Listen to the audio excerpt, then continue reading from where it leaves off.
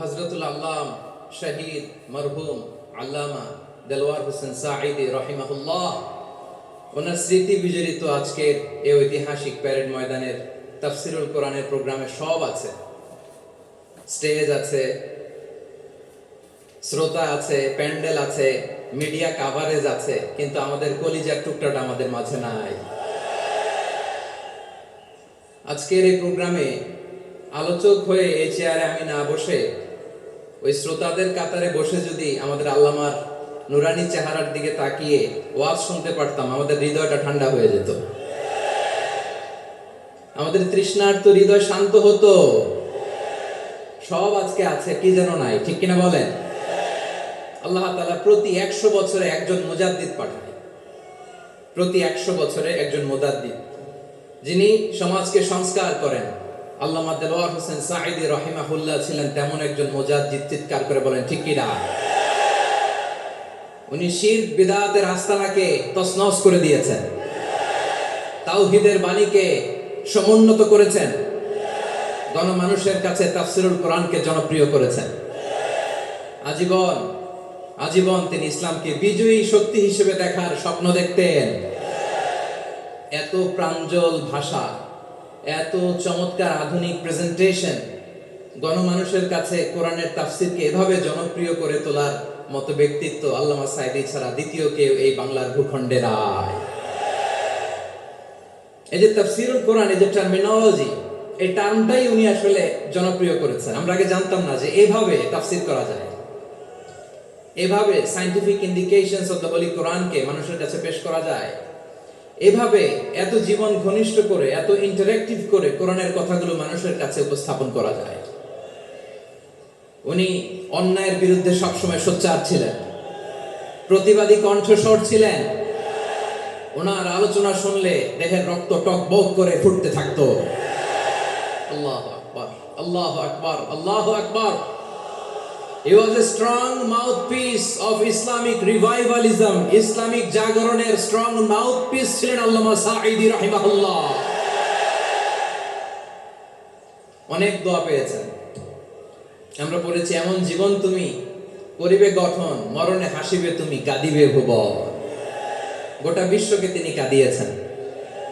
আল্লামা যখন ইন্তেকাল করলেন, আমি তখন মালয়েশিয়া থেকে যুক্তরাষ্ট্রে একটা কনফারেন্সে যোগ দিতে যাচ্ছি, কাতার এয়ারলাইন্সে। মালয়েশিয়া থেকে দোহাতে নামলাম। দোহায় যখন আমার ট্রানজিট, তখন শুনতে পেলাম যে আল্লামা বিদায় নিয়েছেন। সোশ্যাল মিডিয়ায় শুনে বিশ্বাস করতে পারলাম না। মুহূর্তের মধ্যেই মাসুদ সাঈদী ভাইকে মেসেজ করলাম, উনি কোনো উত্তর দিতে পারলেন না। মাসুদ ভাইয়ের সাথে যখন কোলাকুলি করি, আমাদের শামীম ভাইয়ের সাথে যখন কোলাকুলি করি, মনে হচ্ছে আল্লামা সাঈদীর ঘ্রাণ পাই। শরীরটা লিটারালি কাঁপছিল, নিজেকে মানাতে পারছিলাম না, বিশ্বাস করতে পারছিলাম যে আসলে আল্লামা বিদায় নিয়েছেন। ইন দ্য মিন টাইম আমার সেকেন্ড ফ্লাইট, দোহা টু নিউ ইয়র্ক, 12 ঘন্টার ফ্লাইটে উঠলাম। ইন্টারনেট থেকে বিচ্ছিন্ন হলাম। নামার পরে শুনলাম আল্লাহু আকবার, যেখানে ওনাকে কবরস্থ করার কথা ছিল সেখানেও কবর দিতে দেয়া হয় নাই। ছবিগুলো দেখতে লাগলাম, হাসি মাখা মুখ, হাসি মাখা নিথর দেহটা, মরণে হাসিবে তুমি, কাঁদিবে ভুবন। From east to west, from north to south, the entire globe, গোটা বিশ্ব ওনার জন্য কেঁদেছে, গোটা বিশ্ব কেঁদেছে। কাবার গিলাফ ধরে ধরে মানুষ চিৎকার করেছে। এর চেয়ে শ্রেষ্ঠ মৃত্যুকার হতে পারে? আমাদের আল্লামার আর কি পাওয়ার ছিল বলেন? আর কি পাওয়ার ছিল? কুল্লু নাফসিন যায়িকাতুল মাউত, যারাই দুনিয়াতে আসবে তারা ইন্তেকাল করবে, এটা আমরা মেনে নেই, এটা আমরা জানি। কিন্তু অবাক করা বিষয় হচ্ছে, আমরা আজও জানি না আমাদের আল্লামার মৃত্যু কি স্বাভাবিক হয়েছে নাকি এটা পরিকল্পিত মেডিকেল কিলিং ছিল। এটা যে পরিকল্পিত মেডিকেল কিলিং ছিল, এটা ধারণা করার পেছনে অনেক কারণ আছে। তিনি আধিপত্যবাদের বিরুদ্ধে সোচ্চার ছিলেন, ফ্যাসিবাদের বিরুদ্ধে সোচ্চার ছিলেন, রাজনৈতিক প্রতিহিংসার শিকার ছিলেন। এজন্য এটা মেডিকেল কিলিং হতে পারে, এ ধারণা আমরা করতেই পারি। আওয়াজ করে বলেন ঠিক কিনা? যে সময়টা আমরা কাটাচ্ছি, এত সুন্দর সময় বাংলাদেশ আর পাবে না। আমাদের জন্মের পর থেকে এরকম চমৎকার সময় আমরা পাই নাই। এটাই আসল সময়। আমরা ইন্টারিম গভর্নমেন্টের কাছে দাবি জানাই, উচ্চতর তদন্ত কমিটি করে এটা কি হত্যাকাণ্ড ছিল নাকি স্বাভাবিক মৃত্যু ছিল, এই রিপোর্ট গণমানুষের কাছে প্রচার করে জানাতে হবে। এই দাবির সাথে কি সবাই আপনারা একমত? কারা কারা একমত হাত তুলে দেখান।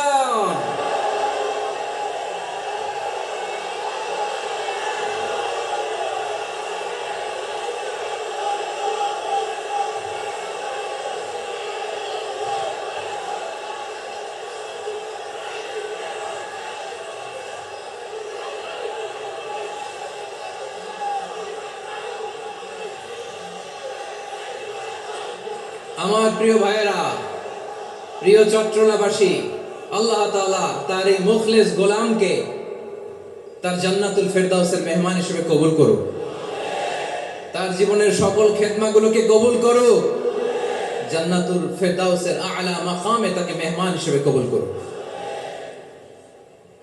আল্লামা শহীদ দেলোয়ার হোসেন সাঈদী রাহিমাহুল্লাহ, উনি ছাড়াও এই ঐতিহাসিক ময়দানে কথা বলেছেন আল্লামা লুৎফুর রহমান রাহিমাহুল্লাহ। চলে গিয়েছেন আমাদেরকে ছেড়ে। তিনি বলতেন, ইনশাআল্লাহ মিজান আবার আসবে। হুজুর, আমি তো আসলাম, আপনি তো আমাদেরকে ছেড়ে চলে গেলেন। আল্লাহু আকবার, আল্লাহু আকবার, আল্লাহু আকবার। গলায় কোনো সুর ছিল না, সুর দিয়ে কথা বলতেন না, কিন্তু এত চমৎকার শব্দের বুনন, এত চমৎকার প্রেজেন্টেশন, এত চমৎকার ভাবে ঐতিহাসিক বর্ণনাগুলো তিনি উপস্থাপন করতেন। মন্ত্রমুগ্ধ হয়ে আমরা আল্লামা লুৎফুর রহমানের কথা শুনেছি। আমরা হযরতুল আল্লাম লুৎফুর রহমান রাহিমাহুল্লাহর জন্য এই বিশাল ময়দান থেকে দোয়া করছি, আল্লাহ তাআলা তুমি তোমার এই খাদেমকে জান্নাতের মেহমান হিসেবে কবুল করে নাও। আরো অনেক আল্লামারা এখানে কথা বলেছেন, বিশেষ করে বাইতুল শরফের মরহুম পীর সাহেব হুজুর থেকে শুরু করে আরো যারা যারা তারকাতুল্য ওলামায়ে কেরাম এই চট্টগ্রামের ময়দানে কথা বলেছেন, আলো ছড়িয়েছেন। আমরা এই লক্ষ লক্ষ তাওহীদি জনতাকে নিয়ে তাদের জন্য দোয়া করছি, আল্লাহ তাআলা ওনাদের জীবনের সকল ভুল ত্রুটি ক্ষমা করে দিয়ে তাদেরকে জান্নাতুল ফেরদাউসের মেহমান বানিয়ে নিক। আমরা এই ঐতিহাসিক প্যারেড ময়দানের প্রোগ্রাম থেকে স্মরণ করতে চাই 24-এর ছাত্র নাগরিক অভ্যুত্থানে আমার যে সমস্ত ছাত্র নাগরিক ভাইয়েরা দেহের তাজা রক্ত বিলিয়ে দিয়ে নতুন বাংলাদেশ আমাদেরকে উপহার দিয়েছে। বিশেষ করে আপনাদের এই চট্টগ্রামের শহীদ ফাইসাল, শহীদ ওয়াসিম সহ সকল শহীদকে আল্লাহ তাআলা কবুল করুক। আমরা সবাই পড়ি আমিন। প্রিয় ভাইয়েরা, আমি নগণ্য একজন কোরআনের ছাত্র। এত বিশাল মঞ্চে, এত বড় প্ল্যাটফর্মে কথা বলা আমার জন্য সাজে না। তারপরও আমাদের মুরব্বীরা আমাদের ডানে বায়ে বসে আছেন, ওনাদের আদেশ ক্রমে, ওনাদের অনুমতি ক্রমে কিছু কথা আজকের এই ঐতিহাসিক প্রোগ্রামে আপনাদের সামনে উপস্থাপন করার চেষ্টা করব। ওমা তাওফীকি ইল্লা বিল্লাহ। প্রিয় ভাইয়েরা, 5 দিন ব্যাপী এই তাফসীরুল কোরআনের প্রোগ্রামে অনেক ওলামা হযরত কথা বলেছেন। যারা কোরআন সুন্নাহ থেকে আমাদেরকে কোরআনের কথাগুলো শোনালেন, আমরা যেন সেগুলো আমল করতে পারি, আল্লাহ আমাদেরকে তৌফিক দান করুন। শুরুতে আমাদের নিয়তটাকে খালেস করে নেওয়া দরকার। এই যে গ্যাদারিং, এই যে হিউজ শোডাউন, এগুলো যদি আমাদের নিজেদেরকে পরিবর্তন না করে তাহলে এতে কোনো লাভ নাই। জোরে বলেন ঠিক কিনা?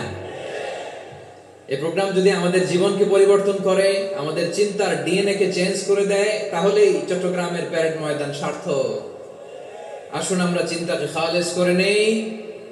আমরা সবাই নিয়ত করি যে যতটুকু কথা আমরা কোরআনের আলোকে শুনবো, আমলের নিয়তে শুনবো ইনশাআল্লাহ। বলেন সবাই। আপনারা সবাই ঠিকঠাক আছেন তো?